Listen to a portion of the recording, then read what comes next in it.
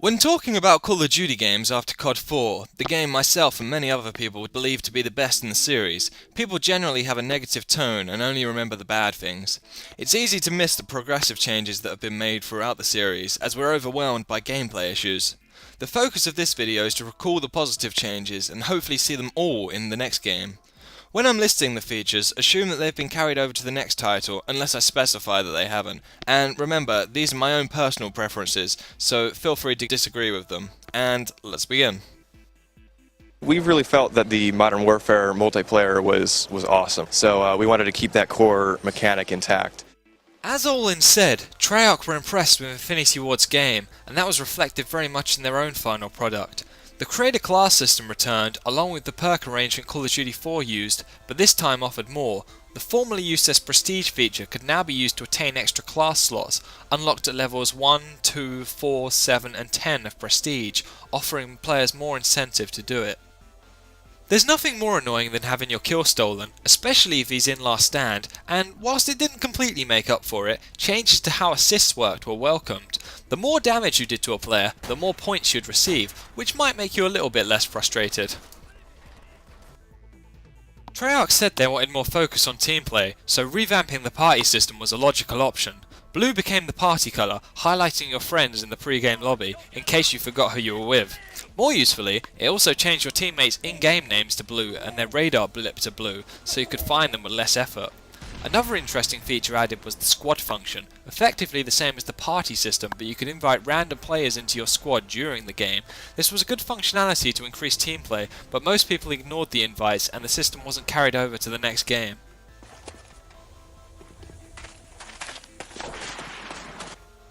Continuing on with the teamwork focus, Treyarch introduced two new objective game types to the series, Capture the Flag and War. Capture the Flag was as the title suggests. Two teams fight to gain control of the other's flag and capture it in their base. The score limit was 3 per round in a total of 2 rounds. In War there are 5 flags, 2 owned by each team and 1 unclaimed. Teams must fight for control of the unclaimed flag and push the other team back in a linear order. Teams could build up momentum by capturing a flag, which would allow them to gain control of flags faster, which required the other team to give a huge push in order to stop themselves being overrun. This game would involve large numbers jumping on flags to capture them, quickly followed by a barrage of explosions, and this hectic action shortly saw the mode become a fan favourite. However, it was not included in future games to the surprise of many.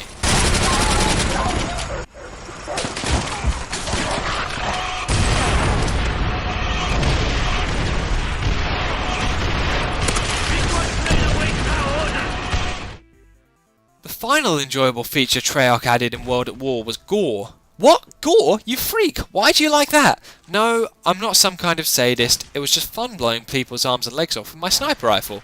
The feature gave us an additional sense of realism that wasn't in Call of Duty 4, but it was not included in future titles.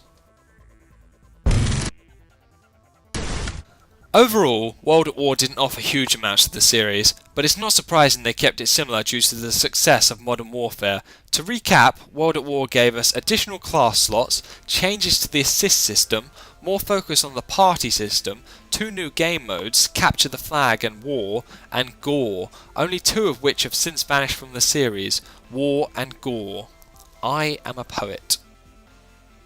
When we were making multiplayer for Modern Warfare 2, Call of Duty 4 became this huge multiplayer hit. So we really wanted to keep the things everybody loved and that we loved about the first games. But then we wanted to build on top of that, not only adding a bunch of new weapons and a bunch of new perks, but adding in features that changed the way you played multiplayer.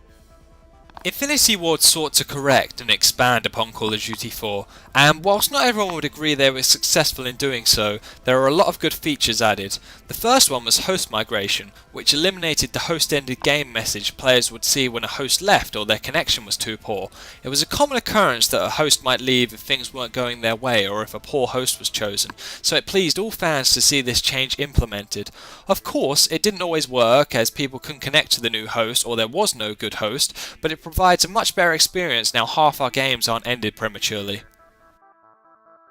Modern Warfare 2 introduced a call sign feature as a way of making yourself more unique amongst thousands of players, and also as a form of identity. You could choose from almost 600 titles and then one of nearly 300 emblems to make up your call sign.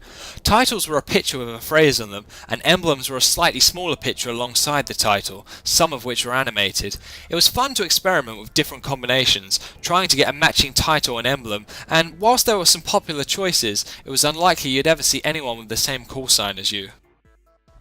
Killstreaks got a revamp in Modern Warfare 2, and whilst not many people were huge fans of how the stronger killstreaks were so easy to get, the way you could customize them was the interesting part. There were 15 to choose from, and you could choose a low amount for game types like Search and Destroy, e.g. 3-4-5 layout. For a more offensive game where you plan to destroy the other team, you could go for 7-9-11, or go for the tactical nuke at 25 kills.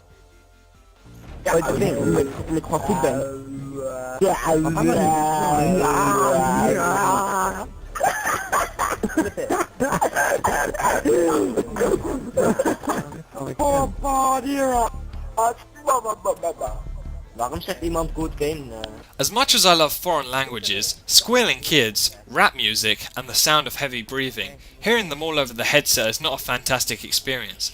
In previous games you were unable to mute players in the lobby, only in game, so we had to sit there and listen to their Grizz-like exploits.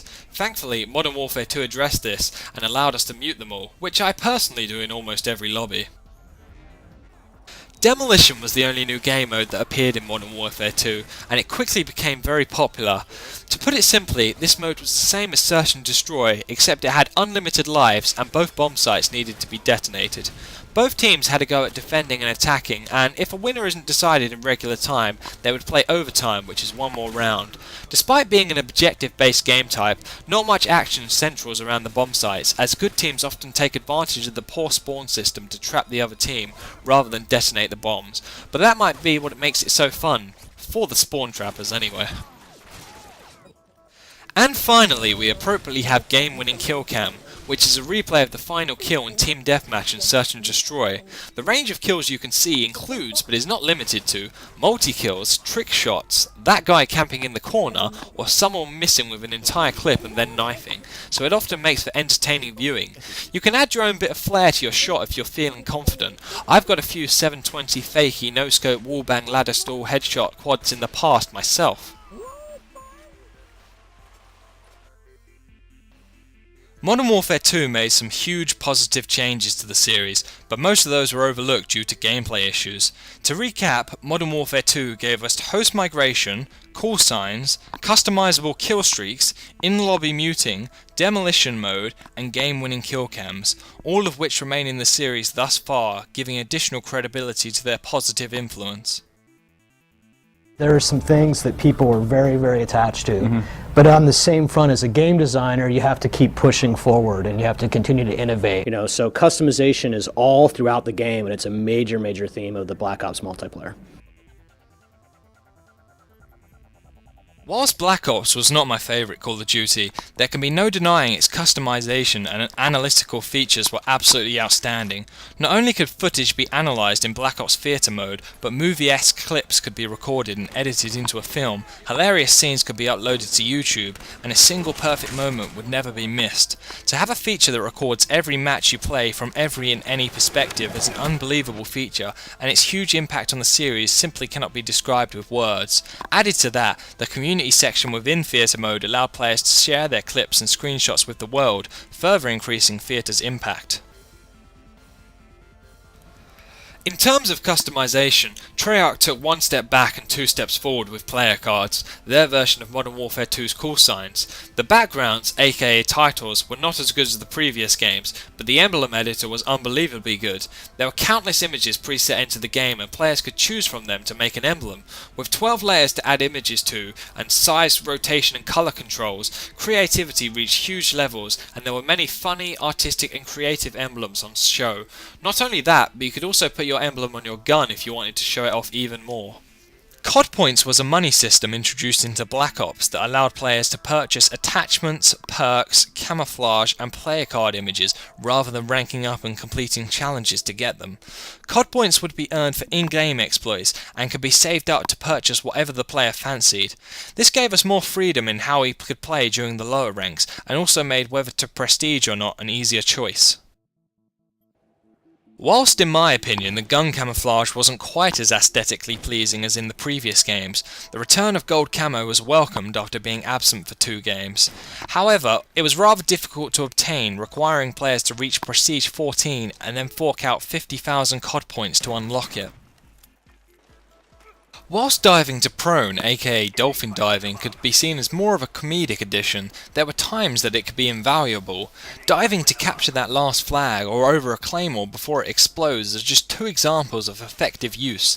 Unfortunately, its value wasn't rated so highly by Modern Warfare 3's developers, who confirmed we won't be diving around in the next game. A drawback of Modern Warfare 2 was that kill streaks were far too easy to obtain. Once you had your Predator missile, you were almost certain to achieve the higher kill streaks whilst using it.